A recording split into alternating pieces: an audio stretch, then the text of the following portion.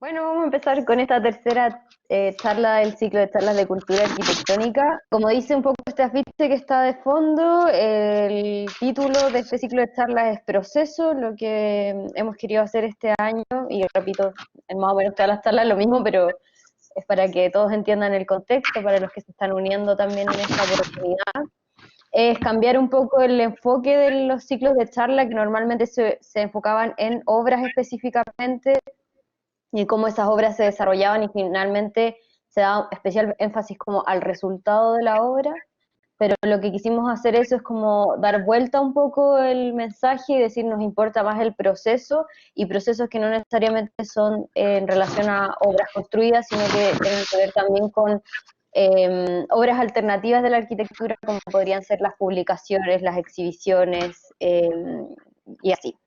Entonces, en esta charla quisimos invitar a Maite, que Ernesto, que es director de la escuela, va a presentar. Ya estamos en la tercera actividad y luego viene la cuarta, donde se va a presentar Ana Poyaner. Así que ha sido un ciclo sumamente femenino, lo que nos tiene totalmente contentos. Y eso, bienvenida Maite, muchas gracias por aceptar nuestra invitación. Y dejo entonces a Ernesto para la presentación de Maite. Bueno, genial. Gracias, Bea. Bueno, gracias a la escuela y gracias a Maite, sobre todo. Y qué bueno que veo que se sigue conectando gente, así que lo encuentro genial. Y más allá de la cantidad de gente, encuentro fascinante que, no sé, uno empieza a ver aquí a amigos, estudiantes, veo gente de distintas partes, de distintas universidades, de distintas partes del mundo. Qué bueno, qué bueno que esto, dentro de todo este caos, podamos tener estos espacios. Creo que eso es como fundamental para todos. Y qué bueno que esté Ethel, le mando un gran abrazo, gozamos con su charla, como seguramente vamos a gozar con la de Maite hoy, así que de verdad que encuentro fascinante que ese tipo de cosas pasen. Bueno, como dice Beatriz, nosotros al menos estamos muy contentos por la posibilidad de los temas que estamos tratando.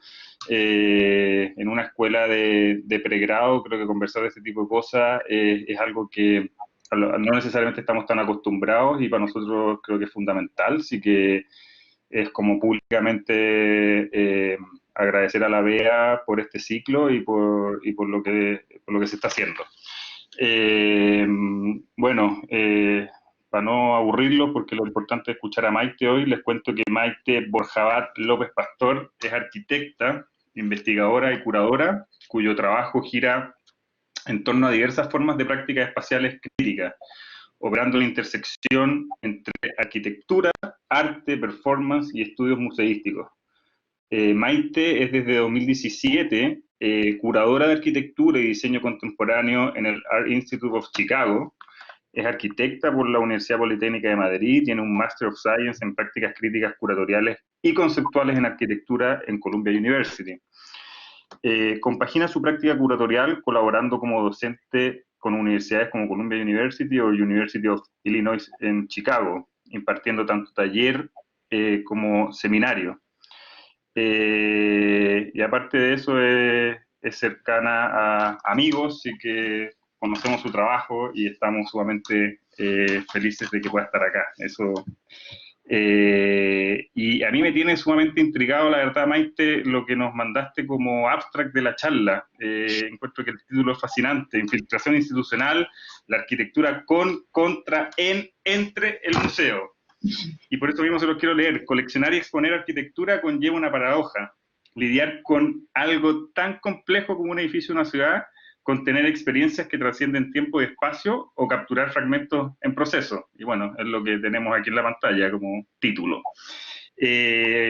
Todo ello atravesando distintos formatos y medios. Movilizar la arquitectura dentro del museo presenta desafíos, pero también sirve como espacio productivo para operar críticamente y problematizar la disciplina, así como deconstruir la institucionalidad. Bueno, y aquí lanzas algo que suena interesantísimo. Así que gracias, Maite. Muchos saludos y quedamos felices de poder escucharte. Muchísimas gracias, Ernesto. Muchísimas gracias, Beatriz, por la oportunidad. Estoy muy entusiasmada de poder colaborar con vosotros, aunque sea virtualmente, y sobre todo ser parte, de cierta manera, de este sándwich entre medias de Cel y Ana, que son las dos mentes brillantes y mujeres fantásticas, así que me hace especial ilusión estar rodeada de grandes personas como ellas. Voy a compartir mi pantalla. Un par de disclaimers antes de empezar. Aquí hace mucho calor, entonces tengo una ventana abierta, entonces puede ser que en algún momento haya un poco de ruido. Normalmente no dura mucho, pasará, pero si en algún momento se hace muy desagradable me avisáis e intento cerrar también la ventana, pero por aquello de poder respirar, ¿vale? Ok, bueno, pues un disclaimer un poco antes de empezar. Pido perdón de anticipado si hay un poco de spanglish entre medias, porque hay algunos conceptos que, bueno, son bastante emergentes y que los tengo más acostumbrados en inglés, y aunque soy fiel defensora de la producción de pensamiento en sí mismo también en español, pues hay algunos términos entre medias que se pueden haber colado y mi cerebro está tan confundido como mi autocorrector de teléfono que ha dimitido oficialmente entre los dos idiomas. Así que, bueno, sé algunas cosas así que lo sepáis. Pues me interesó mucho, la verdad, cuando propusisteis, ¿no?, el foco en el proceso, que no sé cuánto voy a ser capaz de responder directamente a eso, pero me ha servido a mí un poco de autoanálisis respecto a lo que estaba haciendo, ¿no?, desde hace ya bastante tiempo, intentar un poco descifrarme a mí misma y buscar una lógica o contundencia dentro de ese proceso, ¿no? Y la verdad es que intentando tener mi propia práctica, la primera conclusión a la que llegué viene de un momento que, bueno, yo estaba todavía terminando el máster en Columbia y decidí, pues, estaba terminando la tesis y supongo que como un acto más de procrastinación por no hacer lo que tenía que estar haciendo, fui pues a un sitio de estos que te dan consejo para, pues como que presentas tu currículum y cuando estás a punto de graduarte y tal, pues te lo revisan, ¿no? Alguien ve tu currículum y te dice, pues, cómo puedes hacerlo para que tenga una presencia más fuerte y demás. Entonces yo entro en esta sala y un señor bastante mayor mira mi currículum, lo lee y me miró a la cara con una cara de bastante preocupación y me dijo que tenía "Your practice and your curriculum has a very promiscuous presence".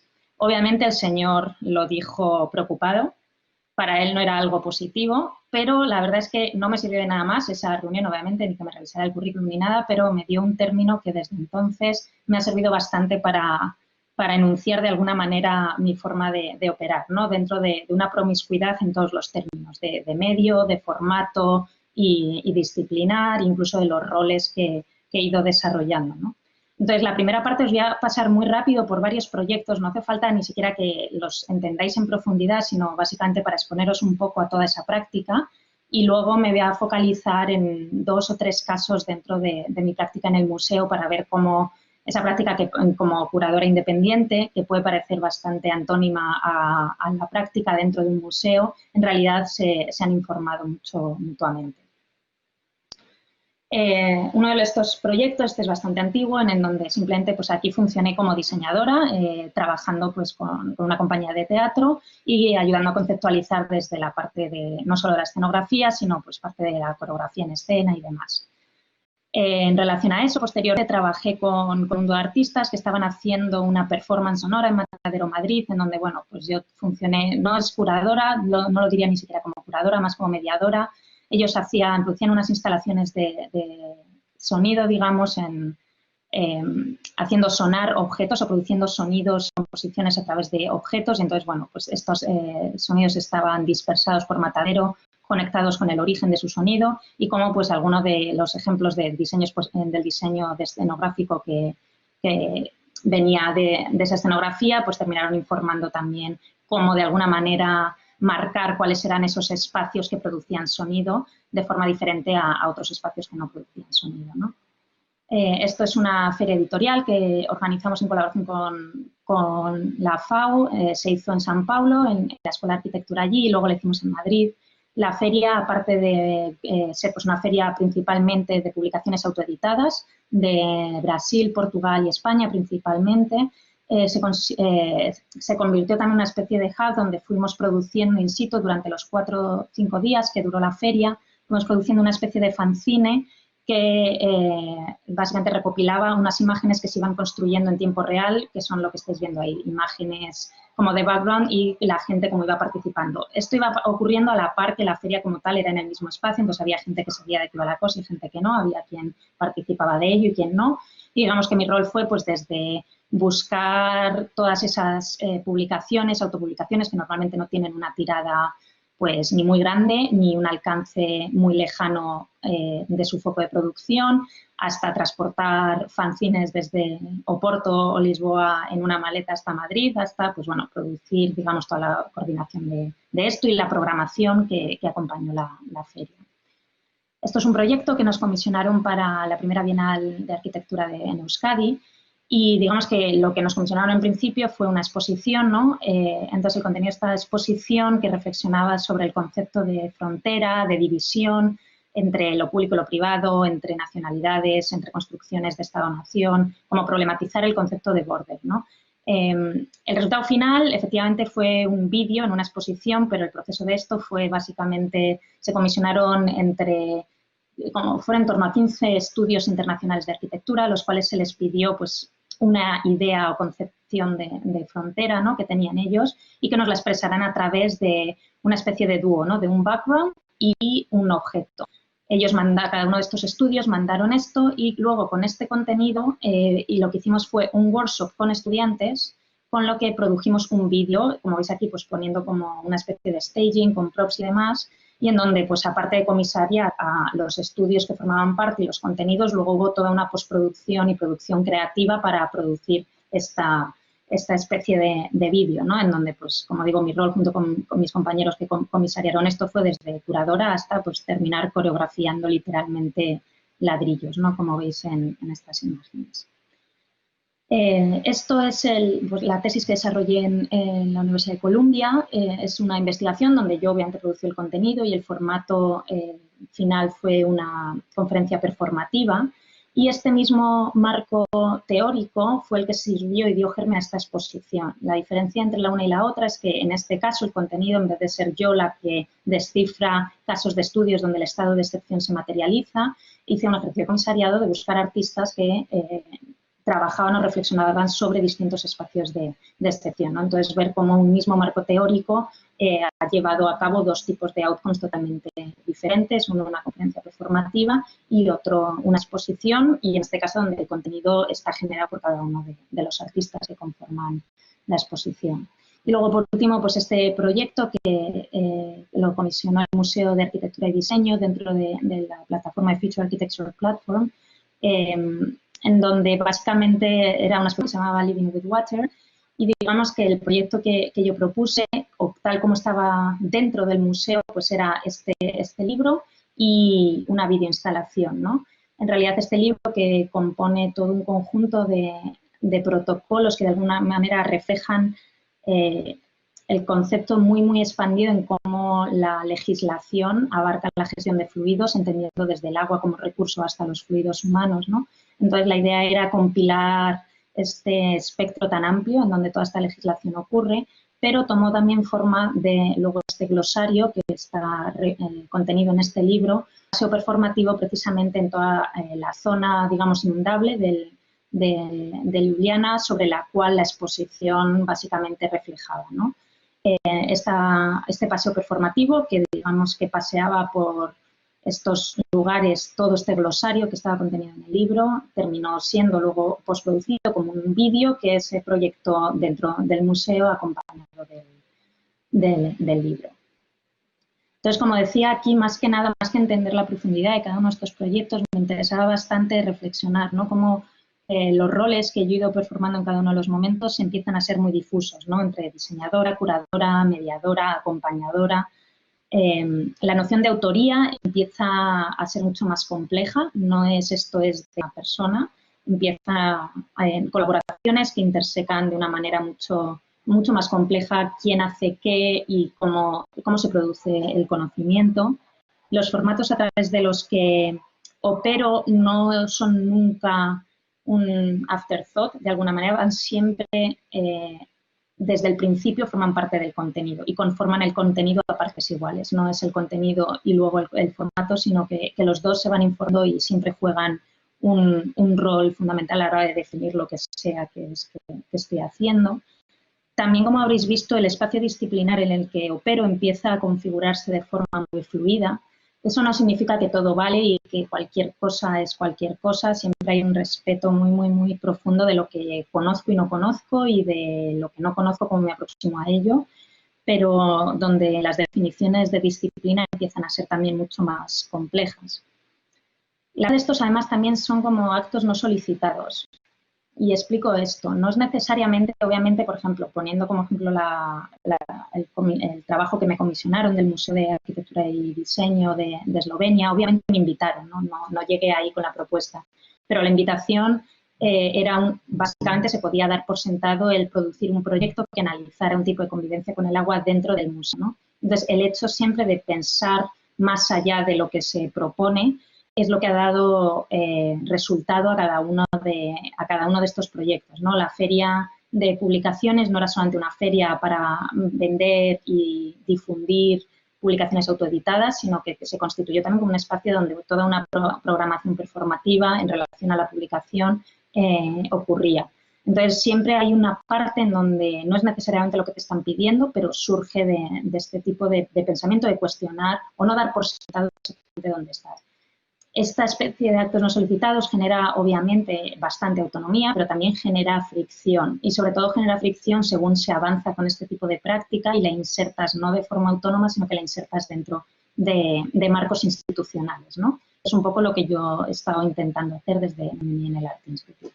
Entonces, reflexionando un poco a vuestra pregunta, si hay alguna manera de definir los procesos o cómo yo funciono, dada la diversidad de lo que hago, no hay una metodología única, pero sí que hay esta actitud de promiscuidad desde un lugar que lo veo realmente productivo, interesante y crítico, ¿no? de pensamiento, y una actitud de infiltración, que de nuevo viene dada por una manera de cuestionar siempre dónde estoy, analizar mucho el contexto en el que me inscribo, y digo contexto no solo el background cultural o geopolítico en el que estoy físicamente, sino entender quién me invita, dónde me invitan o dónde estoy. Muchas de las cosas también que he propuesto no son ni siquiera invitaciones, ¿no? Son como autoiniciadas.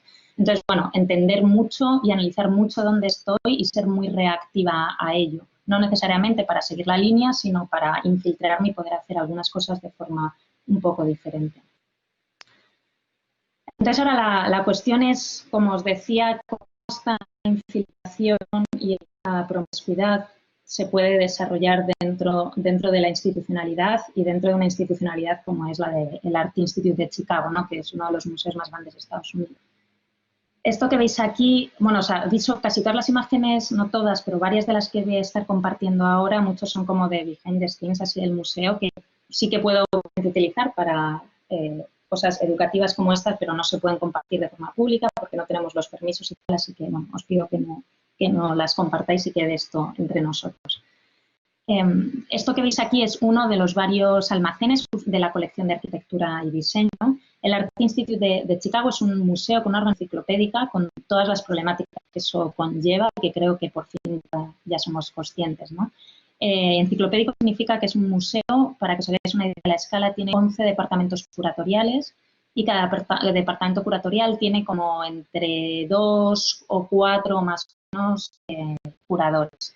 Yo estoy dentro del Departamento de Arquitectura y Diseño, en donde somos 3 curadoras, y el museo, digamos que a excepción de 3 departamentos que operamos en los tiempos de moderno y contemporáneo, y que somos de hecho los que habitamos la extensión del museo que hizo Renzo Piano, de hecho, somos el Departamento de Arquitectura y Diseño, moderno y contemporáneo, arte, moderno y contemporáneo, y fotografía, moderno y contemporáneo. Nosotros 3 estamos organizados o definidos por disciplina, ¿no? El resto de los departamentos curatoriales nos hemos definido por geopolítica, que es lo que refleja la estructura enciclopédica, ¿no? Y tienes arte de las Américas, whatever es eso lo que significa y debamos obviamente problematizar. Pero bueno, para que os hagáis una idea de la escala de museo y de estructura. Yo me uní al museo pues a principios de 2017 justo para poner por primera vez en la historia del museo la colección permanente de arquitectura y diseño. La colección obviamente existe desde hace muchísimo y se había utilizado para exposiciones temporales, pero no se había puesto en display, digamos, en qué consisten los fondos de la colección de arquitectura y diseño, ¿no? Yo creo que ha sido una de las labores y sigue siendo más complejas de comisariado que he hecho nunca, porque básicamente pues, trabajas con la historia, trabajas con una colección que no necesariamente en mi caso no he constituido yo, pero me dio y eso pues trae muchas complejidades en cómo encontrar tu voz o las problemáticas que ves de cómo se ha constituido esa colección, pero me dio una oportunidad perfecta para empezar a conocer la colección. Y esto es importante porque, digamos que, así resumiendo, mi rol dentro del museo tiene 3 patas grandes. Unas exposiciones reales, otra es la colección, es decir, crecer la colección, es decir, seguir haciendo adquisiciones para el museo y luego mantener lo que se llaman rotaciones de la colección permanente, que son básicamente exposiciones. Lo que pasa es que el contenido no es necesariamente que traes piezas, obras o elementos de otros lugares, sino que trabajas con la propia colección, ¿no? Entonces, esto tiene una idiosincrasia y una forma de articular el discurso curatorial un poco más compleja porque estás atada a la naturaleza de la colección. Esto, sin embargo, me permitió, como digo, el empezar a trabajar precisamente para poner por primera vez esta colección permanente, me permitió dedicar un año a entender, ¿no? A entender en qué consistía la colección y eso, la verdad, es que es un background muy importante para luego yo poder articular lo que yo he empezado a llamar estrategias de adquisición, ¿no? Decir, ok, esta es la colección con la que yo me encuentro como curadora de arquitectura contemporánea, pues muchas cosas de valor, pero con muchísimas problemáticas, como las mismas problemáticas que acarrea la historia, como ha sido narrada siempre de forma singular, y intentar empezar a afectar a la hora de crecer la colección bastante incisiva, ¿no? Entre lo que veis de una exposición cuando ya está terminada y lo que hay detrás es básicamente en lo que me voy a centrar. No necesariamente en la parte de producción, ni siquiera en el montaje de exposición, que hacer dentro de un museo es también daría para otra hora de conversación, por protocolos de conservación, de seguridad, teniendo en cuenta que por el museo pasan miles y miles de visitantes, ¿no? Lleva un tipo de logística y coordinación que hacer una exposición temporal, incluso, que sería lo más fácil, lleva muchísimo tiempo, pero en lo que me voy a focalizar básicamente es en una parte previa que es súper invisible y es una de las partes más gordas de mi trabajo, que es la colección. Y es un trabajo totalmente invisible y bastante desconocido, ¿no? Cómo se adquiere algo para el museo, cómo se guarda cualquiera dentro del museo, cuál es el proceso y cuáles son las complejidades de todo esto, en específico con la arquitectura, pero que, bueno, algunas de las cuestiones no son solo problemáticas de la arquitectura exclusivamente. Me voy a centrar en un proyecto que fue una de las piezas, digamos, que comisioné y adquirí para el museo, pues casi recién entré. El proceso de adquisición de la pieza llevó pues unos 8 meses, para que os hagáis a la idea, ¿no?, de la escala del tiempo. David Hart, en 2014, fue comisionado, no sé si os suena, el Mies Crown Hall America Prize. Es un premio que intenta reflexionar, se organiza desde el Crown Hall, desde el IIT, intenta un poco reflexionar sobre premiar arquitectura contemporánea y hacerlo articulando un marco a través de las Américas. En realidad me da bastante igual que sea Mies Crown Hall y que sea un premio, ¿no? Lo que me interesa es cómo este premio, por un lado, está articulando este concepto de las Américas y luego esta persona que se llama David Hart, que es un artista, no un arquitecto.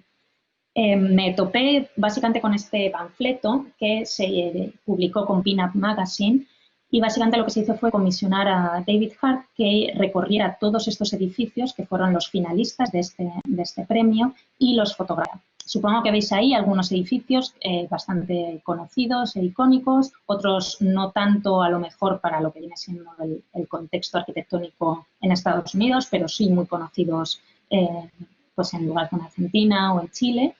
Y esa parte era básicamente la que me interesaba.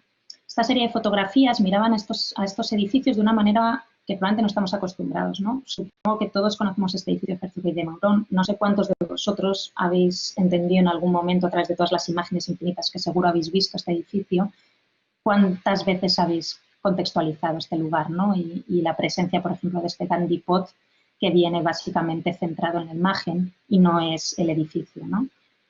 Esto es el museo de Stephen Hall, muy celebrado. pero básicamente la relevancia en esta comunidad es que este museo, más allá de dentro, por fuera, es como el background más usado para todo tipo de photoshoot de celebraciones, de celebración de quinceañera, de bodas, realmente es como el background para photoshoot en esa comunidad. Todo esto son, como veis, miradas muy íntimas, miradas bastante alejadas de los que a lo mejor estamos acostumbrados viendo fotografía de arquitectura, ¿no? Y me topé con esta serie de fotografías que, como digo, se publicaron en un panfleto tamaño A5 con la revista Pinup y ahí se quedó. Entonces, a mí me parecía una manera muy interesante de mirar la arquitectura, de traer algunos edificios a la colección que no tienen una presencia y empecé a hablar con el artista. El artista es David Hart, que como digo es artista y no es arquitecto. Él trabaja principalmente con videoinstalación, a veces también con fotografía. Y le empecé a preguntar, dice, oye, ¿qué ha pasado con estas fotos? Y más me dijo, nada, pues o sea, hay una colección mucho más grande además de las que se publicó dentro de ese panfleto. Y le dije, bueno, pues me interesaría porque es una manera en la cual traer a la colección muchos edificios y una manera de hablar de arquitectura un poco diferente, ¿no? Y entonces empecé a trabajar con él y le comisionamos básicamente estas fotografías que ya existían, pero pensando con él de la mano cuál era el formato para darle una segunda vida a estas fotografías. El resultado son no necesariamente las paredes que las contienen ahora mismo, eso es el resultado de una exposición que hice, pero como veis, el formato que David decidió para estas fotografías, para tener esa especie de segunda vida, fue estos paneles en donde veis que están como las imágenes que y un fondo blanco que en cierta forma evocan ese origen editorial, ¿no?, de la publicación, pero tiene una presencia de escala bastante mayor. Esto fue una pieza que se adquirió para la colección, como digo, el proceso llevó unos 8 meses y posteriormente hice una exposición en donde gran parte del contenido era esta serie de fotografías. My Building Your Design, que es el nombre de la exposición, Seven Portraits, que es el título de la obra de David Hart, realmente son 2 exposiciones dentro de una, y literal, ¿no? Veis como un acabado estético terminado por un lado y por otro lado un material expuesto. Y son dos exposiciones en una de forma muy explícita. Por un lado, me interesaba la mirada que tiene él de la arquitectura de forma emancipada de los arquitectos. Y por otro lado, en la parte de atrás, digamos que estos son cada uno de los paneles, reflejan uno de los edificios. Entonces, en su parte posterior está material del proceso de diseño de cada uno de los edificios. De esta manera, por un lado, está representada la voz del arquitecto, sus ambiciones frente a ese edificio y sus discursos, y por el otro lado, una visión totalmente emancipada del arquitecto. Estos anhelos y ambiciones que los arquitectos tienen sobre sus edificios a veces cumplen con la realidad en lo que eso hace en las personas que los habitan, ¿no? Pero a veces hay una distancia brutal, ¿no?, entre cuáles son esos discursos y qué es lo que ocurre en realidad. Los dos son válidos. Lo que ocurre es que normalmente cuando se hacen exposiciones de arquitectura o se habla de arquitectura dentro de la colección, la voz que está representada siempre es la voz del arquitecto. No es normalmente la voz de, por ejemplo, la persona que habita esa arquitectura, ¿no? Y digamos que un poco esta exposición era el reclamo de pensar, ¿no?, y decir quién está validado para hablar de arquitectura, ¿no? Y movilizar un poco ese concepto porque para poder pensar críticamente sobre el entorno construido, los arquitectos y las arquitectas somos parte de ello, pero no somos los únicos que producimos el espacio y tampoco que lo habitamos y por ello no somos los únicos que podemos pensar de forma crítica, ¿no? Y esto es importante a la hora de pensar cómo yo estoy articulando la colección dentro del museo. Son algunas imágenes de la exposición. Entonces, con esta exposición, en realidad, como resumen, aparte de una exposición, ¿qué es lo que ha ocurrido?, ¿no? Digamos que yo ya había adquirido y comisionado el material de David. A la par, esto es más largo y complejo de contar, pero básicamente los presupuestos que hay para colección dentro del museo distan bastante de qué departamento estés y, digamos, qué tipo de ciudadano en el mundo eres, ¿no? Supongo que todos entendéis que la arquitectura no tiene un mercado económico como tiene el mercado del arte. Entonces, eso hace, por ejemplo, que el ámbito económico con el que yo puedo operar para comprar piezas es mucho más reducido que si estuviera en el departamento de al lado, ¿no? Entonces, esto significa que hay que ser todavía más estratégico si se quiere generar impacto en lo que está haciendo, ¿no? Entonces, en esta exposición, básicamente lo que hice es, en concreto, focalizando con esta cuestión de arquitectura de Américas, que era totalmente intencional, dado que cuando yo me uní al museo, la colección de arquitectura y diseño del museo contaba con un proyecto de arquitectura latinoamericana, no pocos, uno. Obviamente, el impacto de mujer versus institución, como podéis entender, no se resuelve de un plumazo, pero se pueden ir dejando semillas, ¿no?, para construir. Entonces, una de las líneas estratégicas, como digo, de colección van por estas líneas y también intentando articular un tagging, ¿no?, que no capitalice en la diversidad como se tiende a hacer normalmente estas instituciones. Y por ahí que la idea de arquitectura Across the Americas me resultaba bastante útil para articular de forma un poco más compleja esto. De esta manera, usando el presupuesto que sí tenía para esta exposición temporal, y pude traer varios de los dibujos y maquetas que vinieron desde Chile y desde Argentina. Dije, bueno, pues ahora ya están aquí con el presupuesto de la exposición, ahora puedo usar el poco presupuesto que tengo de adquisiciones para pagar los honorarios a esos arquitectos y que estos materiales entren a formar parte de la colección. Entonces, a raíz de esta exposición, pude también adquirir prácticamente casi todos los materiales que habían de los proyectos de esos edificios Across the Americas, en este caso, que venían de Argentina y de Chile. Por otro lado, ¿qué más ha pasado en esta exposición? Pues es otra de las semillas para pensar de una forma un poco más fluida una concepción disciplinar. La colección de arquitectura y diseño, cuando yo entré en el museo, estaba constituida solo y exclusivamente por arquitectos, arquitectas y diseñadores. De nuevo, como os he dicho antes, no creo que solo con ellos podamos pensar de forma crítica la producción del entorno construido y de esta manera David Hart fue uno de los primeros artistas que han formado parte de la colección de arquitectura y diseño del museo. No es el único y ya a día de hoy hay varios más, pero esto fue pues algo bastante radical para la colección que tuviera una presencia, además porque son bastantes paneles fotográficos, tuviera una presencia tan importante por un artista y no por un arquitecto. Y básicamente era la semilla para marcar una línea bastante más interdisciplinar. Por último, enfatizar el tema de coleccionar frente a comisionar, ¿no? Estos museos normalmente guardan cosas que alguien ya ha creado antes, ¿no? Y eso hay una diferencia bastante importante entre lo que puede hacer, por ejemplo, mi colega Alison, que es la curadora de arquitectura moderna, como siempre bromeamos, ¿no? Ella trabaja con personas que están muertas y yo trabajo con personas que están vivas. Y creo que eso tiene que informar la forma de operar, ¿no? Efectivamente, ella puede encontrarse pues, con un dibujo más de Mies y decidir si lo compra o no, o si lo guarda o no por una donación en la colección, pero no hay conversación posible, ¿no?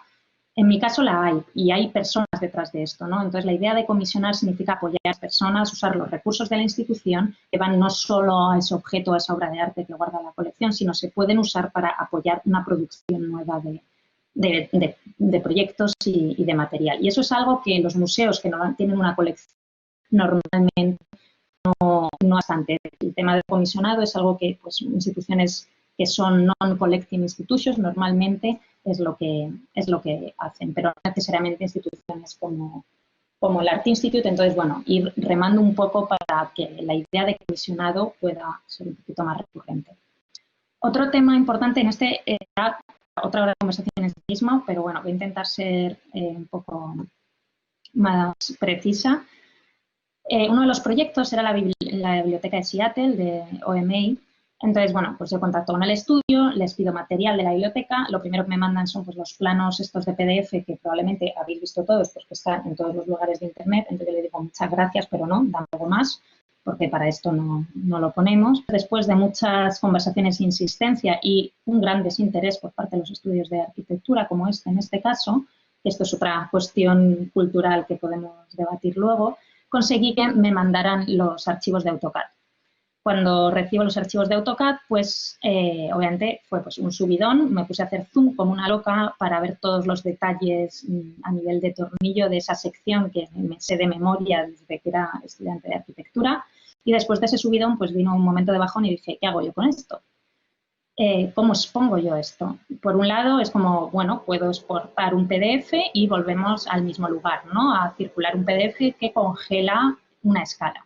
Entonces empecé a pensar qué es lo que aportaba el AutoCAD como formato y como medio en sí mismo, ¿no? El AutoCAD pues, te permite, por ejemplo, una multiplicidad de escalas, que si lo congelas en un PDF no lo puedes ver, ¿no? Te permite también un entendimiento de las capas. Y de todos los que hemos trabajado con estudios de arquitectura, si hay algo que define un poco el proceso y la organización, la lógica organizacional del estudio es ver cómo están estructuradas esas capas, ¿no?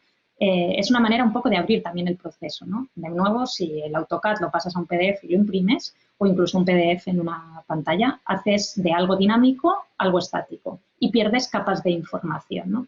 Así que dije, bueno, pues lo que hay que exponer es el AutoCAD tal cual. Obviamente no somos un museo de ciencias, ¿no? Como poner una estación, aparte no necesariamente todo el mundo sabe cómo manejar AutoCAD, así que terminé trabajando con un arquitecto que es videoartista también, y hicimos una videosimulación de cómo uno usa el AutoCAD, básicamente no dibujando, sino cómo estaríamos navegando. Básicamente lo que hice yo, estando sola en mi casa, haciendo zoom in y zoom out, para poder sacar todo lo que el AutoCAD en su propio formato puede tener y que esto fuera accesible para el público, que es la pantalla que estáis viendo. Si veis, hay una pantalla puesta en display. Básicamente el contenido es esa simulación, ¿no? En donde además se van las capas y se hace pues un tipo de navegación que de hecho es como el que cuando dibujamos, ¿no? Con un zoom in y zoom out bastante agresivo y demás.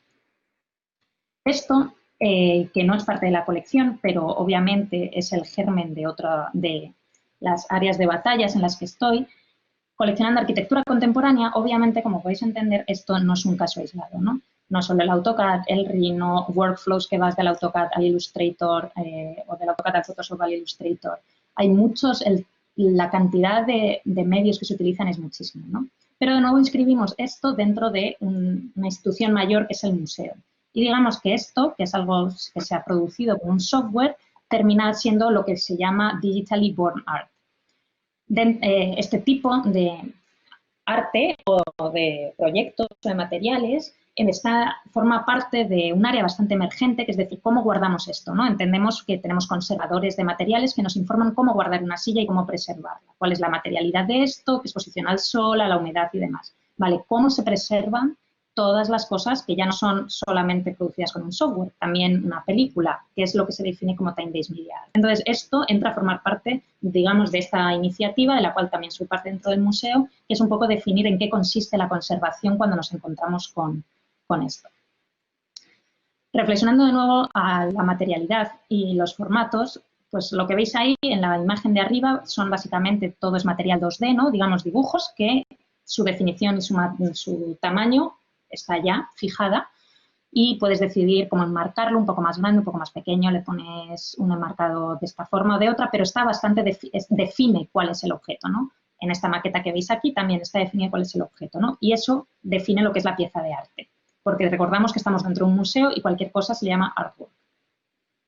Ahora, ¿qué ocurre? Estos son dos proyectos en los que estoy trabajando ahora para adquirir. Esto es el Neues Museum de Chipperfield y esto es el Palais de Tokio. De nuevo, ¿qué define aquí qué es lo que se está adquiriendo y cómo se hace esto? No hay una respuesta matemática, hay una forma de procesar y entender cuál es el medio y cuál es el formato, problematizar desde ahí y entender cómo generar una porosidad de la lógica propia de estos materiales dentro de la estructura de la institución. Y esto en muchos casos, que pueden ser PDFs, requieren, por ejemplo, de una postproducción, porque hay muchos PDFs que vienen pues, con un tamaño de impresión concreto que entendemos que cómo tienen que ser preservados, ¿no? La diferencia entre lo que se ha enseñado antes, el documento del AutoCAD, digamos, es arte que ha nacido, ¿no? Es un objeto que ha nacido digitalmente y que el display y su forma de vida también es digital, ¿no? Y digamos que eso aplicaría como dentro de ese área de lo que se llama Time-based Media Conservation.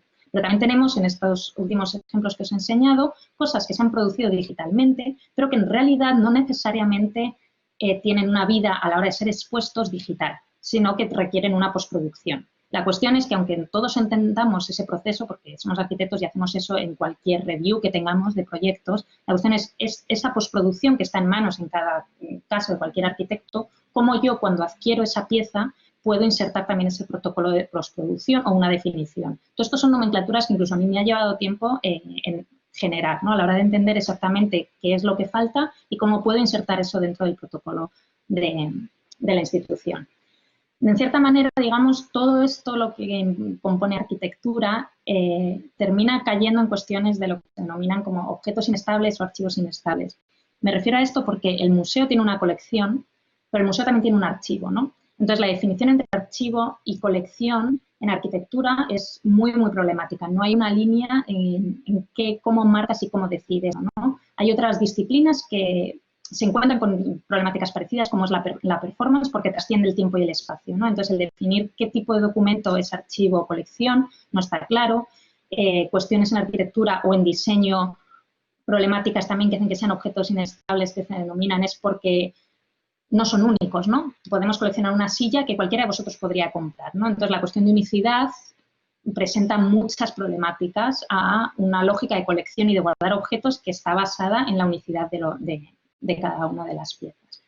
De nuevo, como os decía, es cómo insertamos los protocolos de postproducción dentro de la adquisición, porque lo que define la pieza de arte, en muchos de estos casos, no es solo una descripción del material y unas dimensiones. Necesitas todo otro tipo de descripciones que definen cuál es la pieza de arte, que eso no necesariamente está inscrito en los protocolos y que si simplemente das una definición material y un tamaño, que es básicamente lo que genera el ADN, ¿no?, de pieza de arte dentro de lo que es el catálogo de la colección, te quedas corto, no estás preservando el conocimiento de esa pieza.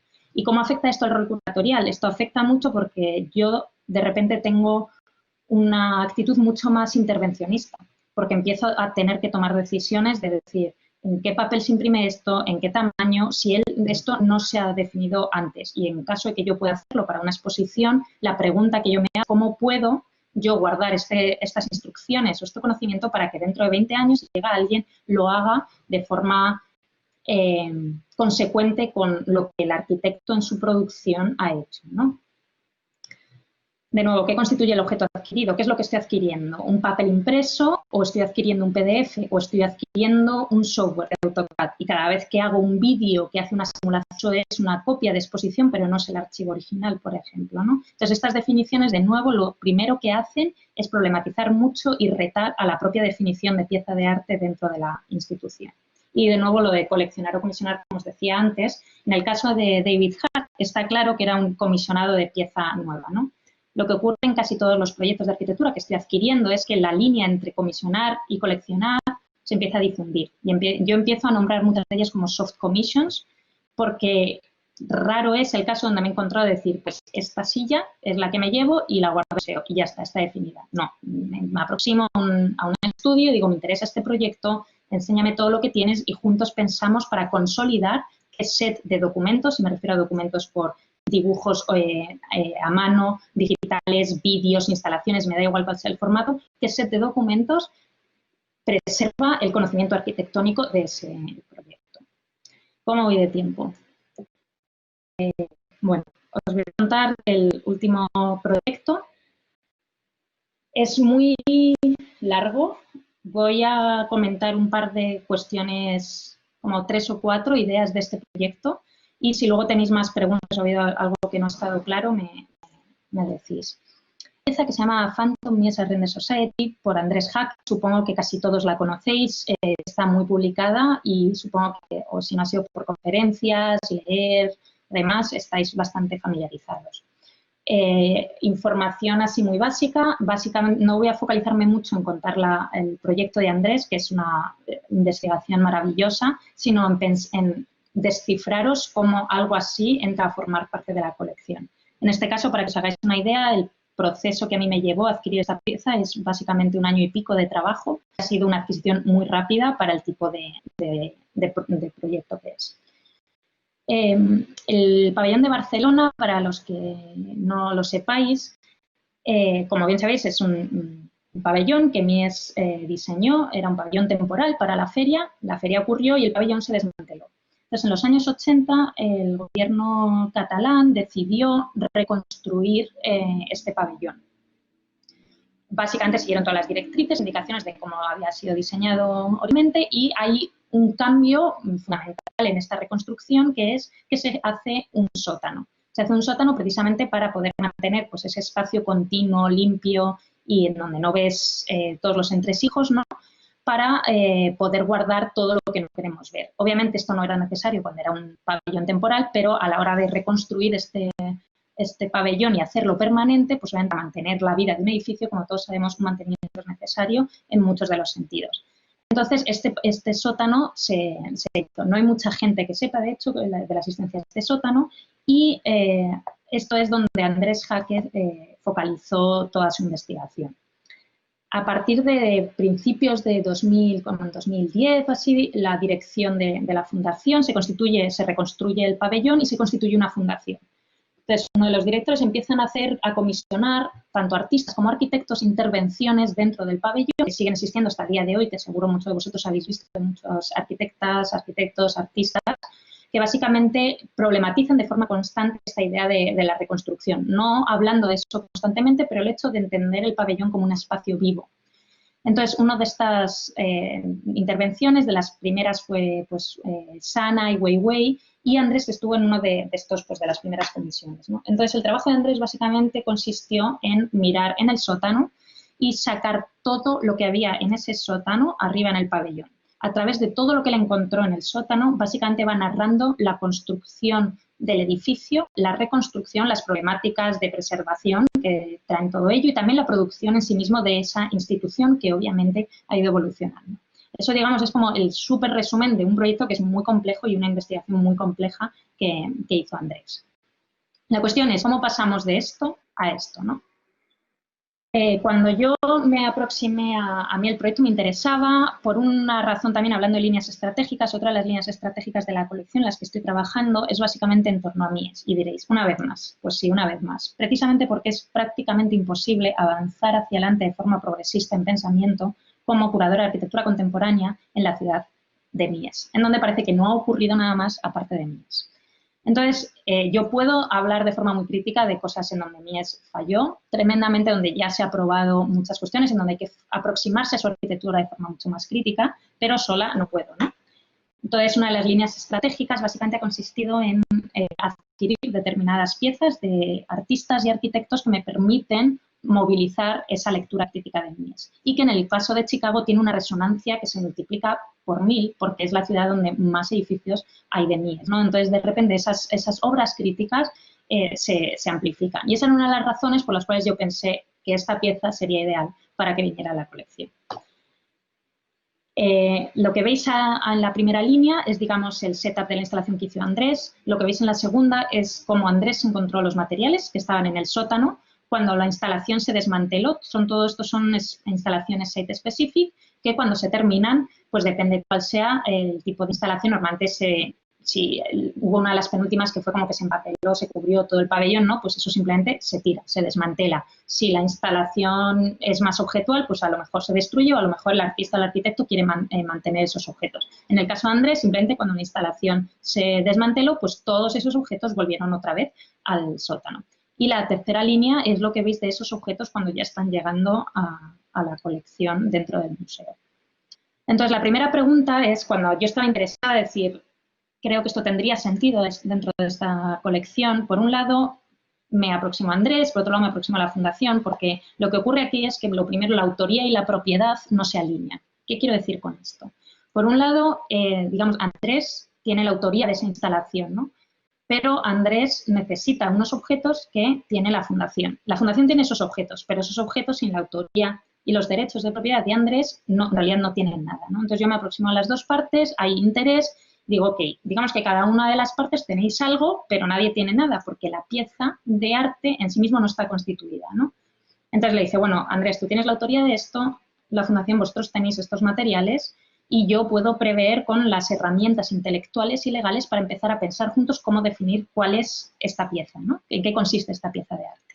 Este fue uno de los primeros ejercicios. ¿Qué es lo que constituye el artwork? Pues una de las primeras cosas es básicamente lo que se llama el checklist, que define pues el material, las dimensiones, y empiezas a decir, ¿y cómo defines esto? Pues esto es el tipo de documentación. Por ejemplo, que en este caso es uno de los varios documentos que define el ADN de esta instalación. Antes de pasar a esto, una de las cuestiones que a mí en cualquier caso me problematizaba a la hora de generar este checklist, yo creía que tenía interés que esa instalación estuviera en Chicago, pero también creo que tiene interés y una razón de ser de que estuviera en Barcelona, ¿no? Entonces yo no las tenía todas conmigo, yo me pregunté de verdad muy en la profundidad dónde tiene que estar esto. No quería tomar la decisión a la ligera, ¿no? Y me problematizaba bastante. Y en una parte de este proceso, hablando con Andrés, le dije, ¿cuántos objetos y fragmentos necesitas para mantener la integridad de esa instalación?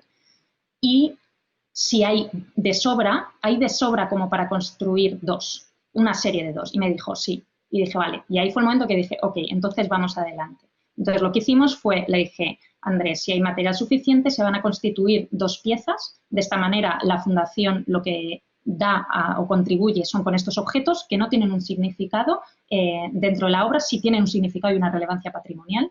Andrés da su autoría y la conceptualización de esta obra de arte, y yo doy las herramientas legales y defino esta pieza de arte, y de hecho defino 2, una para el museo y otra para la fundación. De manera que la fundación en Barcelona, aunque tenía esos objetos, no tenía una pieza de arte, después de todo este proceso contaría con una pieza de arte.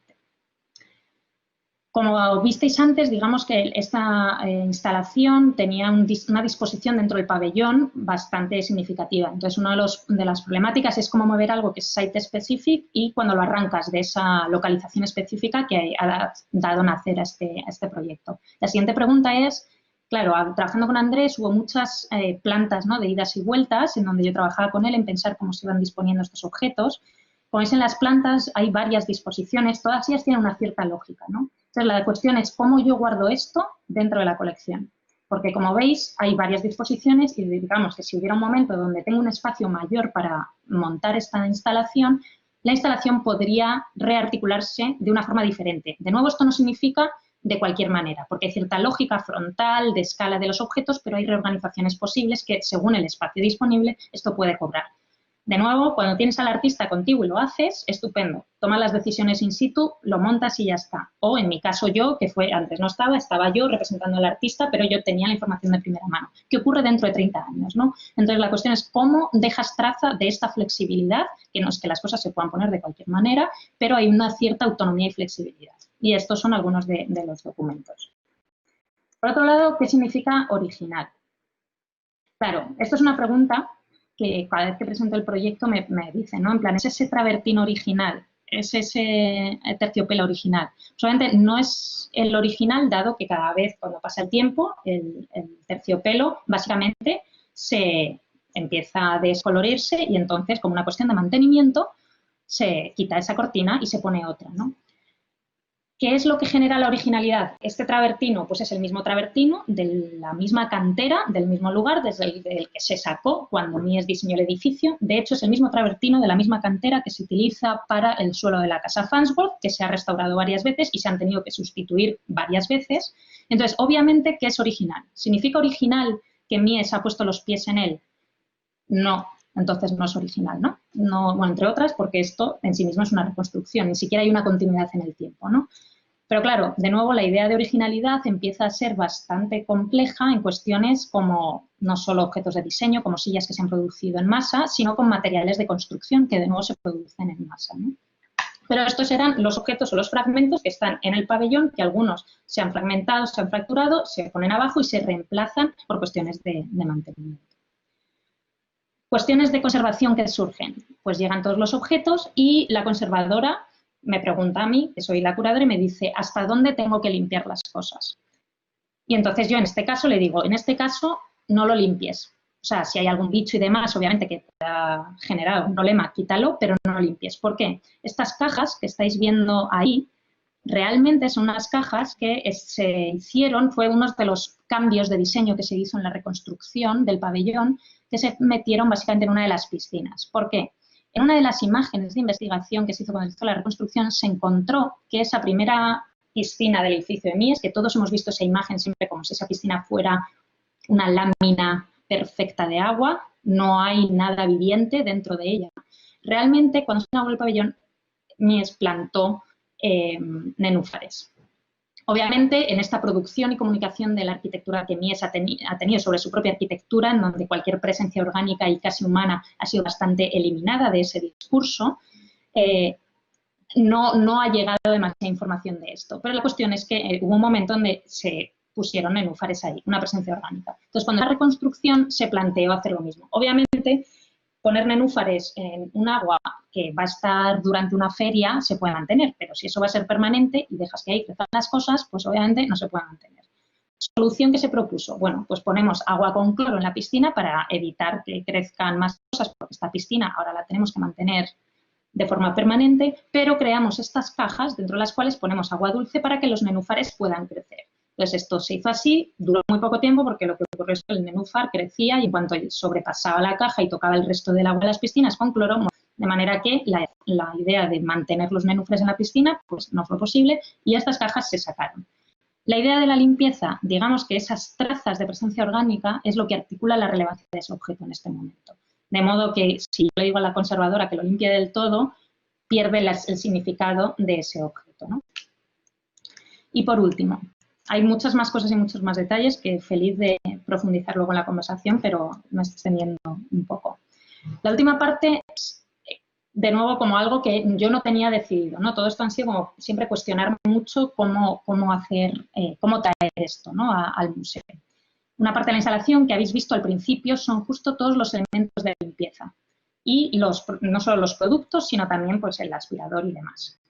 Entonces, cuando ya está todo en marcha, hay una conservadora que va a Barcelona a revisar todos los objetos y me preguntan, oye, ¿todos los objetos de limpieza los traemos o no? Y entonces aquí yo me empiezo a preguntar, ¿cuál es el estatus legal y qué rol juega en esto? Digo, ¿cuál es el estatus legal para bien o para mal?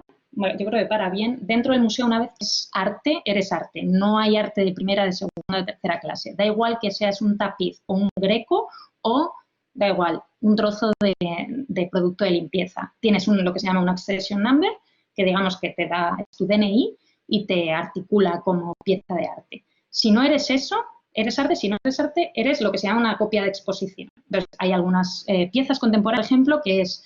Ponte una pintura y el artista te da la instrucción y te dice, cada vez que expongas esta pintura, le pones delante el bote de Coca-Cola que se esté usando en ese momento. Bueno, pues tú sacas esa pintura, que tiene un accession number, pones un bote de Coca-Cola y cuando decides quitar esa pieza de arte, el bote de Coca-Cola se tira, porque guardar cosas en el museo lleva muchos recursos, y se mantiene solamente lo que se considera que tiene un accession number, ¿no? Entonces mi pregunta era, ¿qué hago con los productos de limpieza? ¿Compro unos cuantos aquí, llenarlos y ya está? ¿O me traigo los de allí? Y guardar cosas en el museo, de nuevo, no es gratis. O sea, te lo tienes que pensar, ¿no? Porque los recursos son para siempre. Y entonces yo empecé a pensar, me hice la pregunta, dije, ¿qué rol juegan estos productos? Y la realidad es que estos productos juegan un rol de manera que datan la intervención de Andrés y contextualizan la intervención en un lugar, en una geopolítica, en un contexto productivo específico. Porque, como veis ahí en la imagen de fondo, hay uno que es un pronto, por ejemplo, que pues pertenecen a un contexto productivo que no es el que yo encontraría si lo hago, ¿no? De manera que de la misma manera que cada uno de los objetos de la instalación te cuentan de momentos de restauración que ha sufrido el edificio, de cambios institucionales como pueden ser las banderas, por ejemplo, y puedes leer todo eso en esa traza. Los elementos de limpieza básicamente databan y contextualizan el origen de la instalación de Andrés Hacking. Entonces, tras pensarlo mucho, dije, no, cada uno de estos elementos de limpieza van a formar parte de esto. Entonces, la conservadora, como digo, aquí o eres arte o no eres arte. Si eres arte, hasta el final con ello, ¿no? Entonces, eso significa que la conservadora, bueno, como veis, forman parte del... Si fueran exhibition copies, no estarían dentro del checklist. Entonces, con este gesto, básicamente, lo que hice, y de esto me di cuenta un poco como en el proceso, un poco posterior, fue un momento bastante meta que reforzaba de alguna manera claro que Andrés estaba haciendo con la limpieza, porque si os dais cuenta, él decide de forma deliberada poner los elementos de limpieza en la imagen más circulada de ese pabellón, ¿no? Con la imagen más fina, cool, circulada, celebrada de ese pabellón, con la estatua y esa especie de lámina de agua, ahí decide poner como lo más inmunde de ese pabellón, ¿no? Y yo, de cierta manera, al adquirir esto como parte tal cual y darles un estatus legal, cada uno de estos elementos de limpieza tiene exactamente el mismo valor legal dentro de la colección que los travertinos, el mármol, el terciopelo. Cualquiera de los objetos tiene exactamente el mismo estatus legal. La siguiente pregunta de la conservadora, que evalúa cada una de las piezas, en este caso las de limpieza, foto frontal, lateral, desde arriba, desde abajo, anota cualquier tipo porque realmente el packaging, digamos, es lo que está jugando un rol, me pregunta, bueno, pues es que estos son todos materiales que, claro, son dañinos, en plan lejía, son todos materiales que no están permitidos dentro de las galerías, entre otros porque pueden dar el resto de las piezas. Entonces me dicen, ¿necesitamos mantener estos líquidos, sí o no? Y yo ahí le pensé, dice, ¿qué rol hacen los líquidos? Y me di cuenta de lo que estaba haciendo, jugando un rol en todo esto, eran el packaging, como he dicho antes, no los fluidos, y entonces básicamente se vaciaron en Barcelona antes de meterlos para el envío, pero se fotografiaron, de manera que al llegar a Chicago, la conservadora de aquí, conforme al material que había generado la conservadora en Barcelona, pudo replicar los colores y hasta donde estaban llenos. Por último, como os digo antes, también en todos estos objetos se puede ver la evolución de la institución que esto representa, ¿no? En donde, desde luego, cuando Mies hizo este pabellón, ninguna de estas banderas ni estaban permitidas ni jugaban un lugar identitario, cosa que ahora sí, ¿no? Entonces, al final, básicamente, esta instalación que yo he adquirido para el museo, digamos que acumula desde el momento, desde la reconstrucción hasta el momento exacto en donde se adquiere el allá de los años en cuando Andrés hizo la instalación. De nuevo, ahora deconstruyendo lo que es el montaje, esta es una imagen final de la instalación.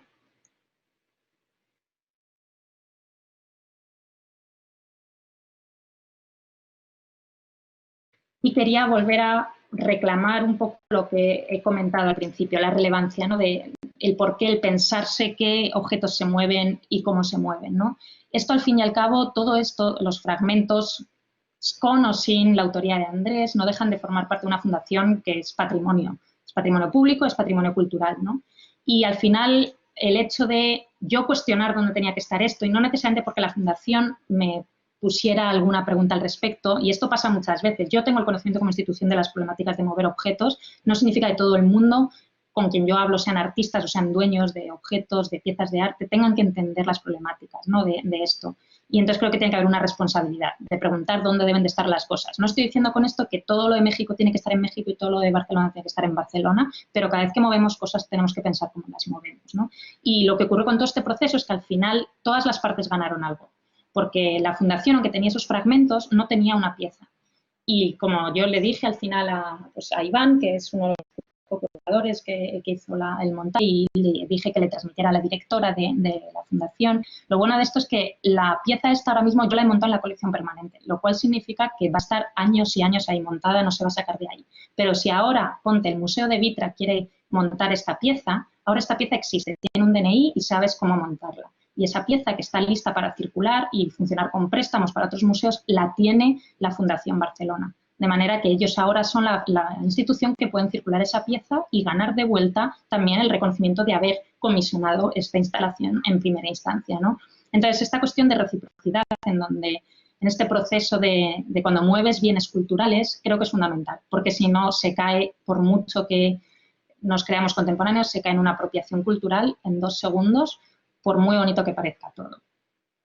Pues bueno, creo que me pasa un poco de tiempo, así que estos son un poco ejemplos de cómo cosas que pueden parecer simplemente una exposición o una adquisición son todo decisiones bastante deliberadas, porque la institución es muy grande y es muy lenta, y las oportunidades de hacer cosas son muy pocas si en realidad quieres generar impacto, ¿no? Entonces, la necesidad de ser siempre muy estratégica en cada oportunidad que tengo, donde al final no estoy solamente adquiriendo una pieza, ¿no? Con cada una de las piezas que he adquirido, básicamente he intentado sentar las bases para una línea entera de adquisición que, en cierta manera, confronta pues, las ausencias, los entendimientos no necesariamente apropiados de la historia y de la historia de la arquitectura, tampoco del entorno construido, y ser de alguna manera inclusiva en cómo lo que yo hago puede generar una afección a la institución que puede ir más allá de mi tiempo dentro de la institución.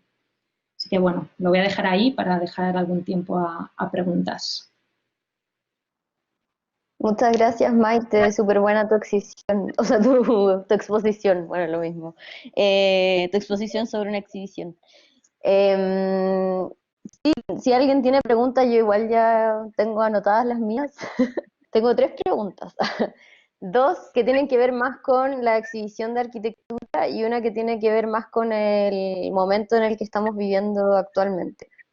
Y voy a partir por esa porque quizás podría ser de las que nos dé más como información extra sobre tu rol. Al principio de la charla tú dijiste como, bueno, el Art Institute de Chicago tiene esta visión como del arte americano, como de enfatizar en el arte americano. Dijiste, bueno, eso es como discutible, pero si seguiste adelante, como lo dejaste en segundo plano, pero me parece que esa discusión es súper relevante en el contexto en el que estamos ahora, en el que se discute mucho qué es lo realmente americano.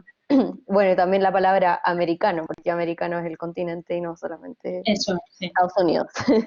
Entonces, también yo leí un poco sobre museos existe una noción de que se ha como invisibilizado una gran cantidad de artistas de distintos orígenes, siempre como priorizando la exhibición de artistas blancos en ciertos rangos etarios, incluso por sobre de femeninos y por sobre latinos y por sobre los con ascendencia afroamericana, etcétera. Entonces, no sé cómo te llega como curadora a ti esas discusiones y esos debates que se dan en torno a los museos, y si de alguna forma tú has establecido como ciertos criterios para empezar a incorporar estas temáticas. Sí, bueno, la pregunta es súper pertinente y no solo me llega, sino que es el fundamento de casi todas estas líneas estratégicas, de alguna manera, en cómo yo opero dentro de la institución. Cuando apuntaba la problemática de esto, no es ni siquiera en museos, sino en cómo de forma intrínseca el museo como el Art Institute de Chicago o el Metropolitan Museum, todos los museos con una organización enciclopédica, la lógica estructural es problemática en sí mismo, no solo en términos de arte de las Américas, sino arte de Asia. Esos son los departamentos. Cubren un espectro temporal que varía también, a veces como desde 1900 hacia atrás, a veces desde 1800 hacia atrás, y que son extremadamente problemáticos. Es decir, ¿qué es arte de Asia? ¿Qué es arte de América? Donde además se cubre pues un tipo de objetos en donde además mucha práctica museística en muchos de esos departamentos sobrelapa también mucho con el contenido que serían museos de antropología, ¿no? Y el cómo se mueven esos objetos, cómo los pones en display, que muchas veces también están contemplados como prácticas religiosas en algunos casos, ¿no? Es extremadamente problemático. Yo trabajo en contemporáneo, entonces hay una sensibilidad en eso, en donde creo que estamos un pasito mínimamente, o sea, no lo celebro porque queda todo por hacer, pero la estructura propia del museo es extremadamente problemática en esos términos y yo es algo que, aunque nunca se habla, siempre cada vez que empiezo a hablar de mi práctica me gusta como contextualizar ese departamento dentro de esa institución, ¿no? ¿Y qué es lo que se puede hacer desde lo contemporáneo? Básicamente repensar y de forma crítica esas narrativas históricas, porque lo que hacen esas estructuras básicamente es replicar cómo se ha escrito la historia, y la historia se ha escrito en singular por hombre blanco occidental, ¿no? Y como bien todos sabemos, la historia no es única y no es singular, es múltiple. Y para poder imaginar también futuros múltiples inclusivos, tenemos que recontextualizar cómo se ha contado la historia. Y ahí, artistas, arquitectos, diseñadores, pensadores, agentes contemporáneos, son muy útiles también para desmantelar todo ese tocho que es la historia, ¿no? Porque no se puede tampoco eliminar.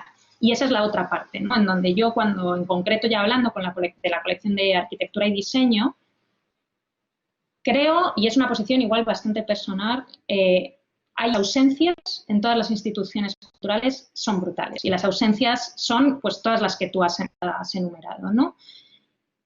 Las ausencias, yo creo que la solución no es llenar esos agujeros hacia atrás.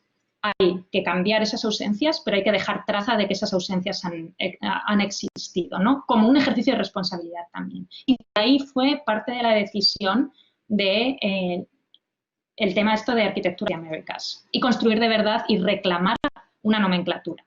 Porque ahora, obviamente, cuando se dice aquí América, América no es América, América es Estados Unidos. Es que ya no te digo Norteamérica.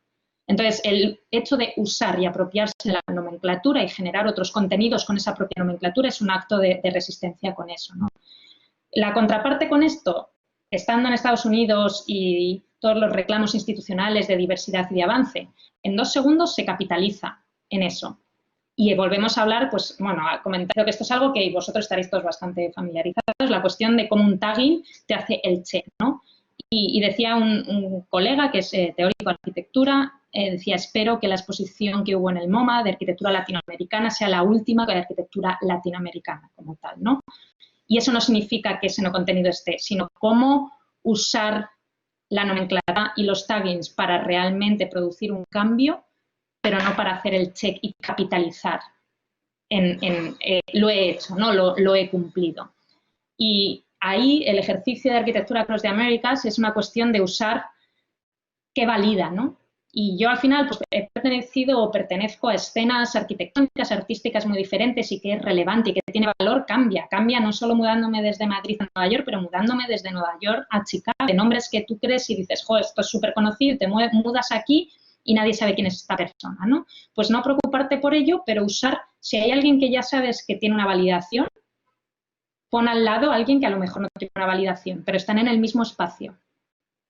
Y así es una manera de usar ese nombre, no para tú ponerte un pin con ese nombre, sino para generar un valor de relevancia, ¿no? Y eso fue el interés de esa exposición y de ese comisionado, que es la primera semilla de una línea mucho más amplia que, por otro lado, pasa activamente por coleccionar proyectos que permitan acceder a ese conocimiento arquitectónico que no es necesariamente el local. Es un proyecto vastísimo. O sea, la colección de arquitectura del Art Institute, ponte que oficialmente se funda en los años 80, aunque existía antes en los archivos como desde los años 20.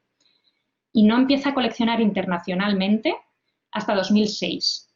Eso para la escala de una institución es antes de ayer. Entonces yo entro y me dicen, tienes que internacionalizar la colección. Y luego entendéis que no, por esto trae un poco de diversidad a un trabajo que nunca nadie ha hecho antes y de una manera que puede ser no solo que resuelva, sino que puede enmascarar el problema que hay de base, ¿no? De ahí que yo creo que las ausencias hay que solventarlas, pero no hay que maquillarlas, porque si no, no nos damos cuenta del problema y lo seguimos perpetuando. No sé si he contestado un poco. No, sí, sí lo contesta. Y de hecho, ahora que tú respondías, en el fondo también entendía que estas exhibiciones, las dos de las que mostraste, en el fondo también hablan de la diversidad, también desde el punto de vista como de qué estás curando. Porque en el fondo normalmente y lo decías de hecho en la charla, que en el fondo normalmente se presenta como una visión muy estructurada y como legitimizada de la arquitectura, como el arquitecto pasa este material y eso es lo que se expone, pero distinto es cuando se trae a un artista a hablar de arquitectura o a Andrés Jaque que levanta toda la basura que hay en el subterráneo y la muestra. Es la otra versión de Mies, que es como la versión no legítima. Entonces, eso también es otra mirada sobre la diversidad que es importante. No sé si alguien tiene dudas, porque si no va a ser como un monólogo entre, no sé, de todas mis preguntas. Sí, hola. Tenía una duda con respecto a algo en particular, que es cómo tú tienes la visión, por ejemplo, de justo cuando empiezas a hablar de qué es lo que hay que guardar dentro de las instalaciones. Entonces, quería saber, con respecto a tu visión particular, ¿qué opinas con respecto a de que tengamos que gastar cierta cantidad de recursos en guardar, por ejemplo, elementos que son, por ejemplo, de limpieza, que podríamos decir que son elementos ordinarios, por decirlo de alguna manera, que sí relatan algo importante, algo a lo que se quiere llegar, pero ¿cómo comparamos eso con guardar una obra, no sé, a lo mejor de mucha más relevancia para la comunidad completa, para todos los que visitan el museo? No sé, comparar, a lo mejor es muy inocente la comparación que estoy haciendo, pero comparar, no sé, tal vez esto con un cuadro de Velázquez, un cuadro de Picasso. Entonces, ¿cómo tú piensas con respecto al elemento que se guarda? ¿Qué opinas de eso? O sea, a ver, lo primero que opino es que no puedo dar por sentado el valor. Y no estoy hablando de valor monetario, ¿no? Porque al final también esa es la diferencia entre una colección y instituciones, pues en Estados Unidos se llaman non-for-profit, instituciones públicas, es muy diferente de un coleccionismo privado, ¿no? En mi caso sirvo una misión, ¿no? de guardar cosas. Cuando guardas cosas es, pues básicamente estamos guardando ahora lo que en el futuro constituirá la historia, ¿no? Y con eso estás dejando trazo de qué es esa historia. Y como le decía antes a Beatriz, creo que también ahora hemos ganado una conciencia bastante más grande de cómo narrar esa historia para el futuro, ¿no? Y todo eso que de forma específica que tú nombras, como a lo mejor objetos mundanos, básicamente los museos de antropología están llenos de museos de objetos mundanos, de cucharas, de boles, Y eso tiene un valor cultural, tiene un valor para entender lo que somos con lo que hemos sido, ¿no? Esto en genérico, de forma muy expandida de la cultura, ¿no? Y incluso el Velázquez, que ahora está en un museo, hubo un momento que Velázquez fue contemporáneo y hubo donde Velázquez no necesariamente tenía un valor. Y hubo un momento en donde alguien decidió creer que eso tenía algo que contar y guardarlo.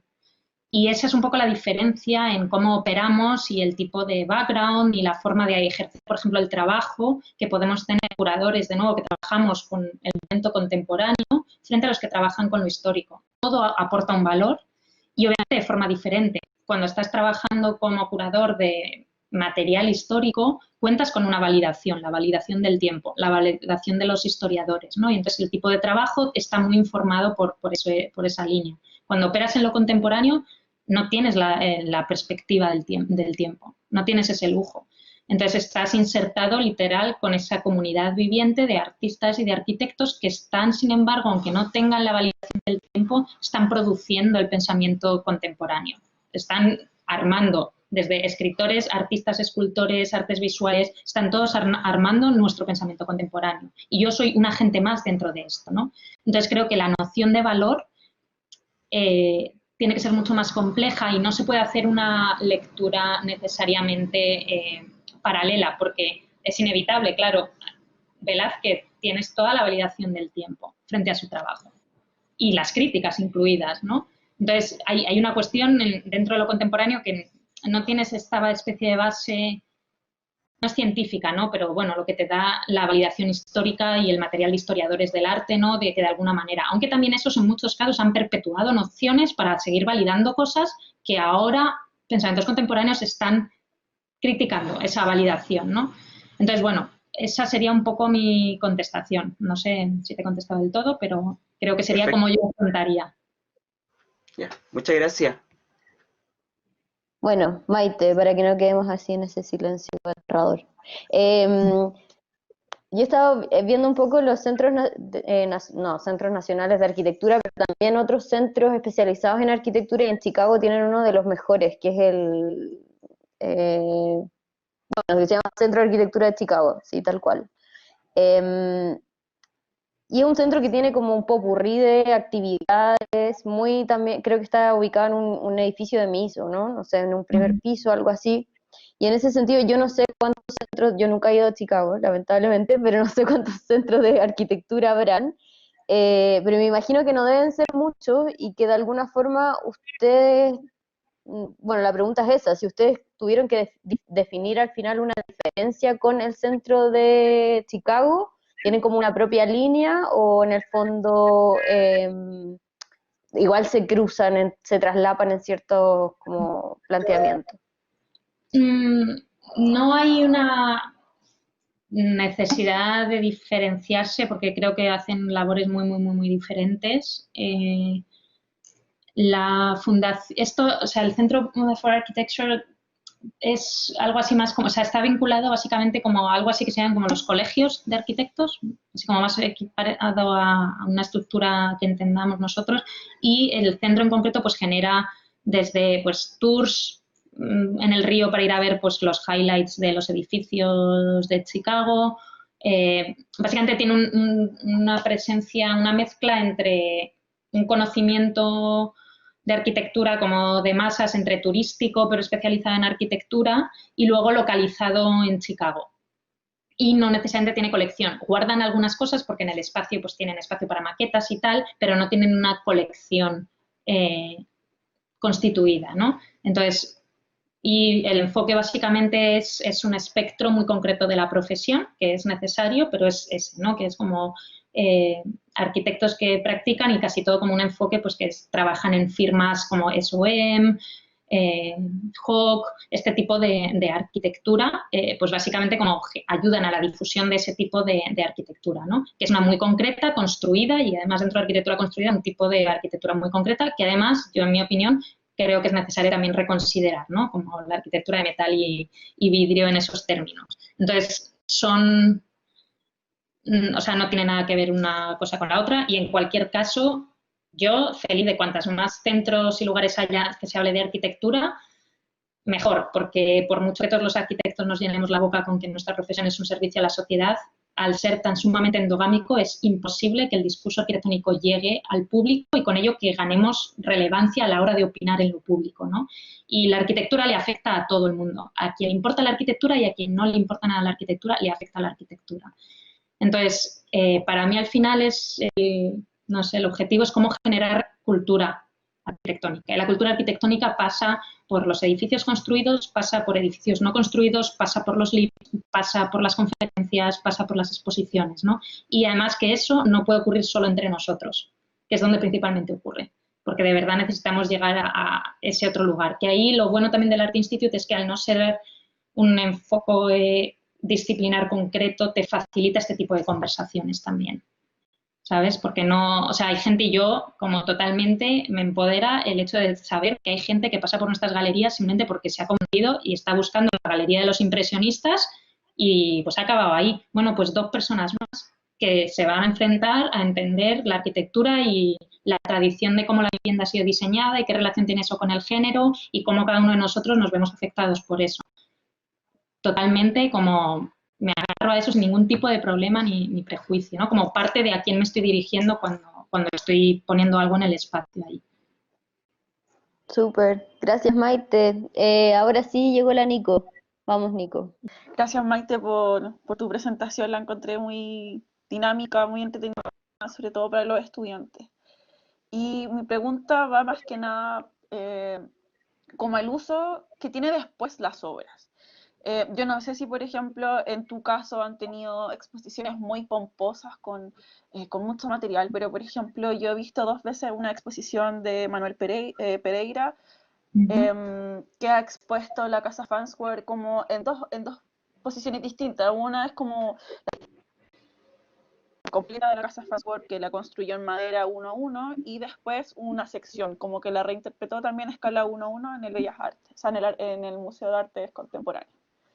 Y en ambas ocasiones le pregunté qué hacía después con sus materiales, porque igual eran exposiciones bien grandes. Por ejemplo, la que hizo en el Museo de Arte Contemporáneo era todo el hall de acceso. Entonces, igual yo encuentro que viendo un contexto donde los materiales son caros, puede hacer después una reinterpretación de ese material y hacerlo en otra obra. Él me respondía que muchas veces eso se iba a la basura porque ni el museo se podía hacer cargo, ni él se podía hacer cargo de una obra tan grande y llevársela a su casa, porque era tener otra casa más dentro de su casa. Y yo no sé si en tu caso has podido como solucionar ese problema, que yo lo veo como algo súper atingente a lo que está pasando hoy en día, como pescar todo el material y botarlo, lo encuentro como choqueante o absurdo. Y no sé si en tu caso, como tu curatoría del museo, lo has podido como solucionar.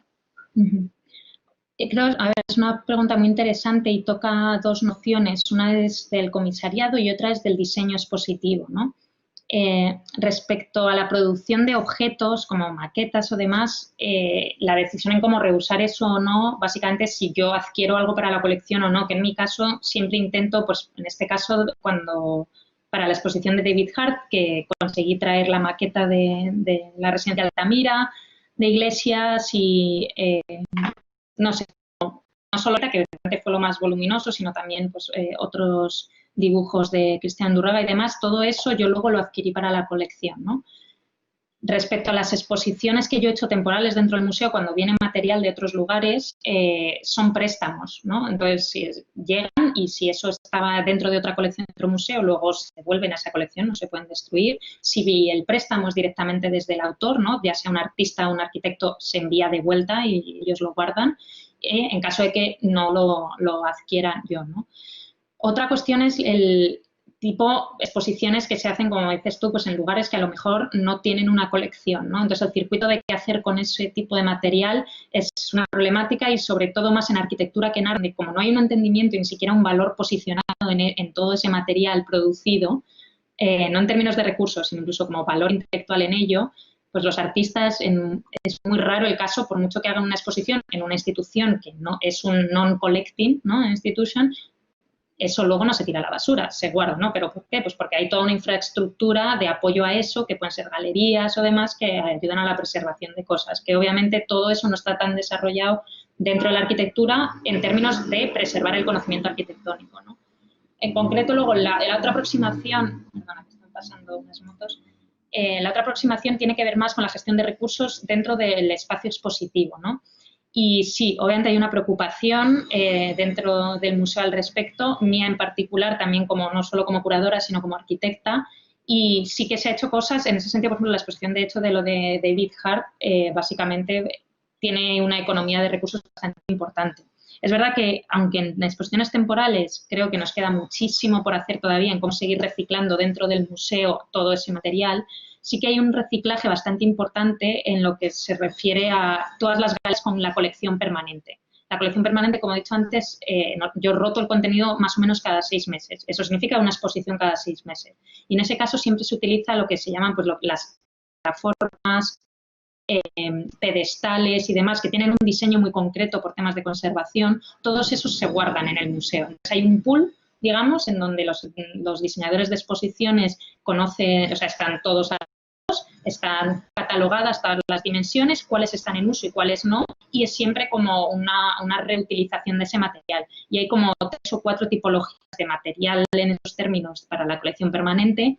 Todos los que estamos en el ala nueva, ¿no? Tanto arte contemporáneo, fotografía, arquitectura y diseño, que compartimos eso porque tiene un lenguaje estético, pero luego hay otro tipo de plataformas, pedestales y demás que se reutilizan dentro de las galerías, por ejemplo, de pintura europea y decorativas, en donde tienen, pues la estética es diferente. Entonces sí que hay cierto reciclaje dentro del material expositivo, pero no estamos ni siquiera donde yo creo que todavía deberíamos de estar. Creo que estamos en ello y a través de exposiciones, de hecho, donde hay un ejercicio estético un poco más progresista, se empiezan a hacer algunos gestos.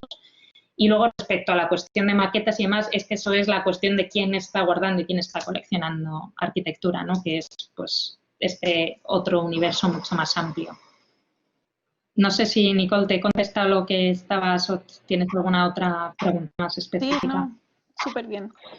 Muchas gracias. Hay una pregunta ahora de Paula. Ok, hola Maite. Hola. Sí, yo tenía una pregunta respecto a la implicancia de lo que significa exponer o exhibir arquitectura. Uno obviamente tiene en la cabeza que lo que se exhibe generalmente son obras de arte, ¿no? Y en ese sentido hay una especie como de transposición o traslación de la arquitectura a aquello que puede ser expuesto. Y de alguna manera eso implica asignarle valor como obra de arte, ¿no? Que merece ser contemplada, que merece ser vista y guardada o cuidada. Entonces la pregunta es, cuando tú exhibes arquitectura, una pregunta bastante quizás como, no sé, yendo a un plano más teórico, ¿sigue siendo arquitectura o pasa a ser efectivamente arte? ¿Tiene algo de ambos? Es muy interesante la pregunta. Ahí te diría que las dos, en términos de es arte, no es arte porque lo contemplas y a la arquitectura no lo contemplas. O sea, simplemente digo, es arte por una definición dentro de cómo ese objeto ingresa dentro de la institución y lo que la institución le hace a ese objeto, ¿no? Y creo que es algo que beneficia mucho a la arquitectura, de hecho, porque si hubiera definiciones de ciudadanos, ¿no? De primera, de segunda y de tercera, la arquitectura estaría en la tercera, ¿no? Y por cómo se ha construido un marco de valor que normalmente lleva acompañado de un valor económico, ¿no? Respecto a eso. Y entonces el hecho de que no haya esas definiciones creo que le beneficia mucho que la arquitectura, una vez que entra en una institución como el museo, es arte en términos de su estatus legal, ¿no?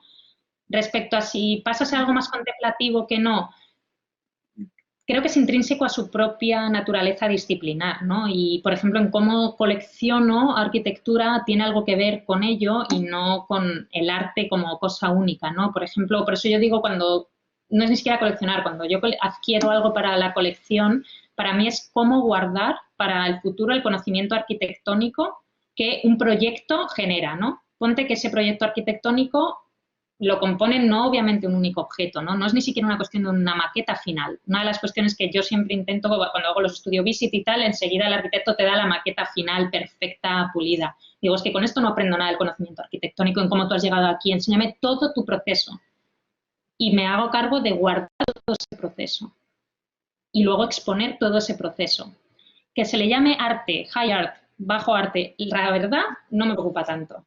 o sea, mientras que su estatus legal en el museo garantice su existencia a futuro para guardar ese conocimiento arquitectónico que no está contenido en una maqueta final ni en un dibujo final, sino en todo un proceso, y de ahí también que como la colección de arquitectura contemporánea está empezando a ser articulada a base de esta especie como de adquisición de un proyecto, pero que luego son muchos accession numbers en la colección, porque son muchos dibujos, son vídeos, son maquetas, son instalaciones, mientras que cómo se adquiría arquitectura antes tenía más que ver con un dibujo, ¿no? Que también tiene que ver con una forma de producción más reducida, porque obviamente con lo digital como todo se multiplica.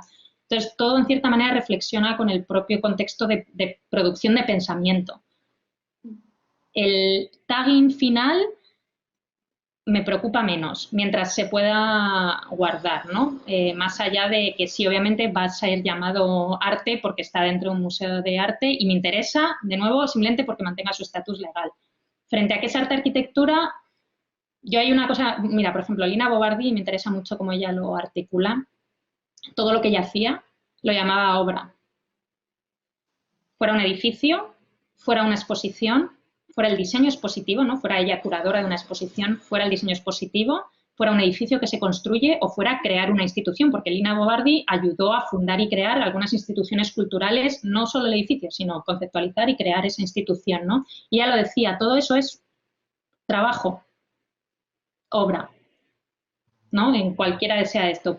Yo creo que si me tengo que quedar con algo, por ahí van un poco los tiros. Sí, perfecto. Es que es interesante la discusión. Sí, Porque, no, y fundamental. claro, y plantea también el problema de la arquitectura desde el punto de vista de la funcionalidad, del uso, que en el fondo desde el minuto en que la extraes de su propio contexto, por así decirlo, de donde está puesta, le quitas esa funcionalidad y pasa a ser otro objeto con una vida independiente o distinta. Esto es solo cuando hay un último objeto que es el edificio, ¿no? Y entonces todo lo demás tendrá esa representación. Yo ahí también me escapo mucho en donde lo que produce el conocimiento arquitectónico no es solamente el edificio construido y toda esa producción que representa ese último objeto, que obviamente no podemos tener dentro del museo, sino proyectos que no se han construido, proyectos que son proyectos de investigación. Cómo guardar, exponer, no solo guardar, sino exponer una investigación es algo también importante, ¿no? Y que yo estoy incorporando a la colección y que son problemáticas que también prácticas de artistas generan, ¿no? En plan, ¿cómo expones una investigación en el espacio? ¿Cómo haces accesible a través del encuentro físico en el espacio una investigación, ¿no? Es una pregunta en la pues, que estamos en ello, ¿no? Y que todo eso para mí contribuye a lo que debe ser una colección de arquitectura. Entonces sí que en algunos casos está el edificio ahí como último epítome, pero en muchísimos otros no hay un edificio ahí.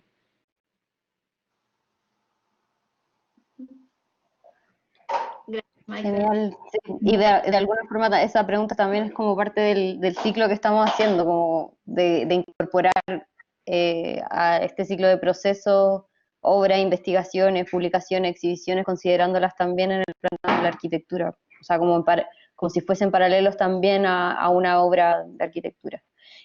Última pregunta, Paula Monroy. Muchas gracias, Maite, por la charla sumamente interesante y inteligente con las formas de los medios de expresión que estamos comenzando a explorar hoy en día, ¿no? Sobre todo como en este medio donde el espacio está como ciertamente en crisis. Bueno, dos preguntas, pero me gustaría enfocarme especialmente en una. Cuando tú hablas sobre la unicidad del objeto, ¿no? Que son problemáticas que incluso se les venía planteando Walter Benjamin en su famoso ensayo La obra de arte en la época de la reproductibilidad técnica, donde se empezaba como a discutir la importancia del objeto artístico ser una unidad y que ese objeto es el que se expone y adquiere un valor como obra de arte. Entonces, yo te quería preguntar, ¿cómo ves tú esta crisis del objeto hoy en día en la situación donde el espacio es el que está en crisis más allá del objeto en sí? ¿Cómo te parece que eso se puede comenzar a considerar el minuto que desarrollamos nuestras prácticas curatoriales?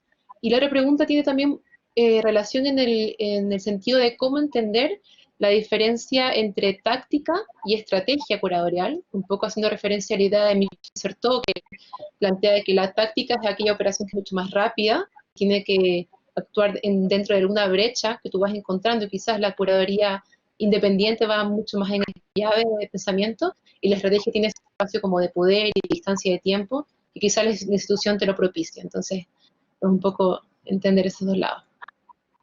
Muchas gracias, Paula, por la pregunta y muy interesantes. A la primera, básicamente cuando digo es un problema lo del tema de la unicidad, yo no lo veo un problema, pero es un problema para la institución porque se ve como una amenaza, porque el valor está construido en gran medida, no de forma única, pero el valor está construido en relación a lo original y lo único, ¿no? Como la lógica de un museo, donde solo hay uno de uno, ¿no? Y el que es un coleccionista es porque tiene uno de 4 en todo el mundo y eso le da valor. Entonces, el hecho de cosas que están producidas de forma masiva, como es el diseño industrial y que forma parte de la colección del museo, pone en jaque toda esa lógica de construcción del valor, ¿no? Eso a mí no me preocupa. A quien le preocupa es a la institución, ¿no? Entonces, o más que le preocupa, la pone en crisis, porque hay mucha lógica de todos sus protocolos que no funcionan, en donde yo voy a poner algo en display y la conservadora me dice, no, es que esto por este material que es, tiene que estar a tanta distancia, que no se toque esto y el lumen y no sé qué, y si pasa esto y lo otro, y digo, bueno, no pasa nada, que tenemos 3 de estos, a uno que son iguales lo llamo la pieza de arte, a los otros 2 los llamo exhibition copy, y si se rompe, compro otro. ¿Me entiendes? Entonces, eso de repente pone en jaque una especie de elitismo construido en torno a los objetos que mucha práctica contemporánea y en especial el diseño y la arquitectura pone en jaque. Yo, el problema bastante, o sea, cuando estaba adquiriendo cosas incluso digitales, ¿no?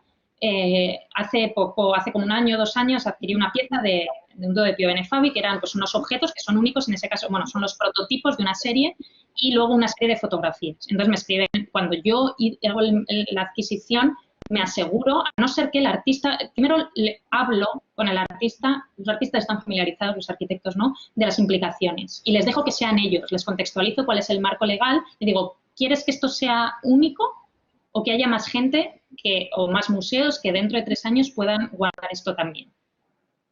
Y me dice, pues esto y lo otro, y digo, bueno, pues yo te ayudo legalmente a hacerlo, yo no incito a que sea único.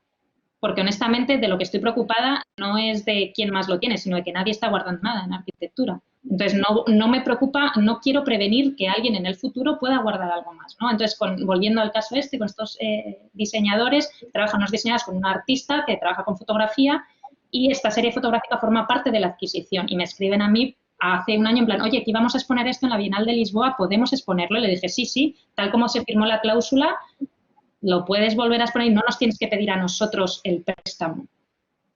Feliz de que otro lo quiera hacer. También respeto cuando yo adquiero algo, que esto se lo comento al arquitecto, a la arquitecta con quien esté trabajando y que sean ellos los que deciden de no, pues mira, lo he pensado y creo que voy a hacer una tirada de 5 de esto. Pero son cuestiones que los artistas sí están mucho más familiarizados, pero los arquitectos no. Entonces yo lo explico.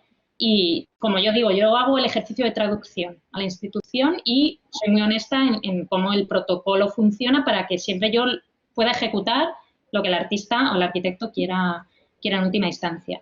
Y luego respecto a táctica y estrategia, pues sí. Básicamente, o sea, si lo piensas, dado que la institución es muy, muy, muy, muy, muy grande y muy lenta, llevo 3 años y medio en el museo. Si realmente mi trabajo, el que tiene visibilidad y puede, no sé, de forma pública, digamos, son más las exposiciones temporales. Yo en 3 años y medio he hecho 2 exposiciones y ya es muchísimo. Todo lo demás de mi tiempo está en la colección, que es un trabajo totalmente invisible y en donde puedo tener recursos aparentemente para hacer algo con las exposiciones temporales. Pero si me tengo que esperar a tener espacio en el museo para hacer una exposición temporal, pues tengo un espacio cada 4 años. La capacidad de impacto sería ninguna.